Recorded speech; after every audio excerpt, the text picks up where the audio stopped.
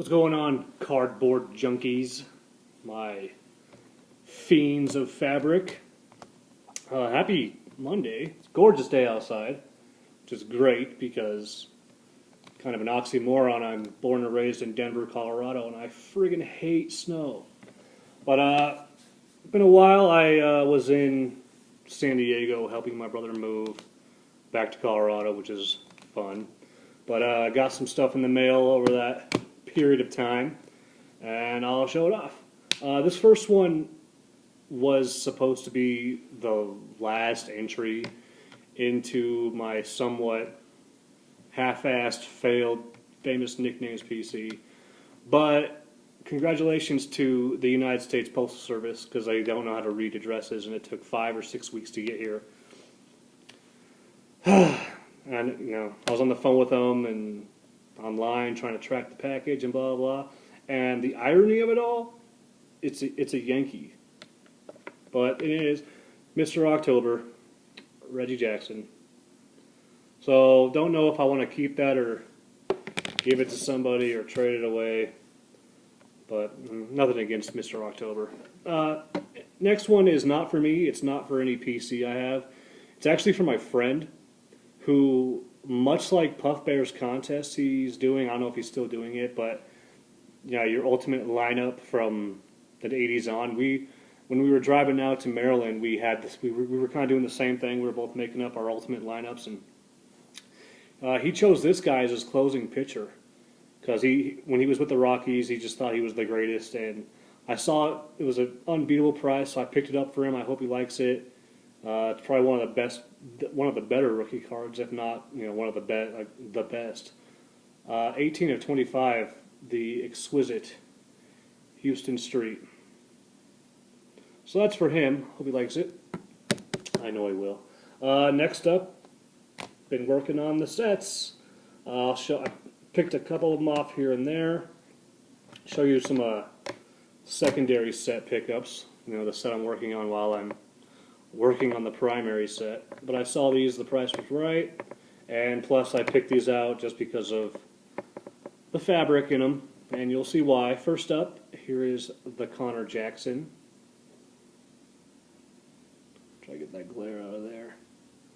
Nice patch there. Cross him off the list.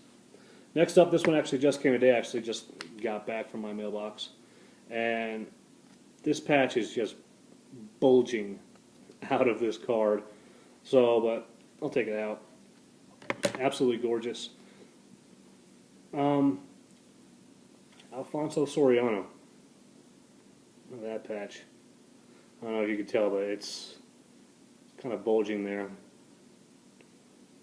So, absolutely gorgeous card. Now I have the Alfonso Soriano of both sets, so probably the last Alfonsos I ever pick up. Next one I've had for a while. I actually got this. I actually bought this before I left for San Diego, and it was waiting for me when I got home, so which is always fun. And the seller had 3 of them listed, and I picked this one just for the patch, and I was kind of worried that he wasn't going to send me the one I picked because, like I said, he had 3 of them. I'm glad he did send me the one that I bought, and I like the numbering on this one. That's the Ricky Weeks. So him and Alfonso Soriano, I have both versions of that, so that's cool. He's done. Now onto the primary PC, and this guy took a long time to ship, but I think it was well worth it.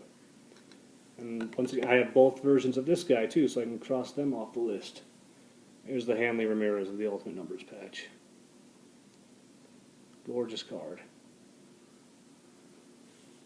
So that's very nice. This next one I took a beating on. I'm still kind of stinging from what I paid for it. I'm not gonna say how much I paid for it, but I paid 3 times what the card books for, and that was after convincing the seller to drop his price by $40. $40 was all he was willing to let go of it. So, I mean, no matter how hard I tried, I begged and pleaded and tried to convince him that this card was not worth that much. He just wouldn't budge, and I needed it for my set. But regardless, I'm I'm happy to have it. Let me take off the. Once again, greed base strikes again. The seller just would not budge. But here it is. There's the Roy Halladay. Very gorgeous colors in that patch. So that's nice. Glad to get that one off the list because it's the only one I've ever seen. So, and last but not least, and this brings in one of my rules of set building, especially when it pertains to cards that are serial numbered to like less than 50, and all these are numbered to 35. Much like the Derek Jeter I had, you know, when you buy it, see it. And rule number 3 is, you know, you can't be too picky. What this is, I don't know if you guys will be able to tell, but right up here is a factory blemish. It's a white spot. And the seller actually said, you know, on his listing, you know, the white spot is on the card. And it would deter some people, but the patch is going to make that white spot disappear, I promise. Here's the Tony Gwynn. Look at that patch. Probably one of the better patches of the set I have so far, and that white spot means absolutely nothing to me because of that patch. So there it is. There's my recap mail day of the past week and a half. Just soaked up some more for the secondary, and I'm expecting one more card coming in from the primary PC. There's another one listed right now, and then after that, I am literally at the standstill. Like, I can't find any more. You know, I'll search every day, but there's only one more listed, and once I get that, hopefully I do get that, that's it for right now. I just have to keep playing the looking game, and hopefully some of you guys can help me out, be an extra set of eyes for me. I much appreciate that. But there it is.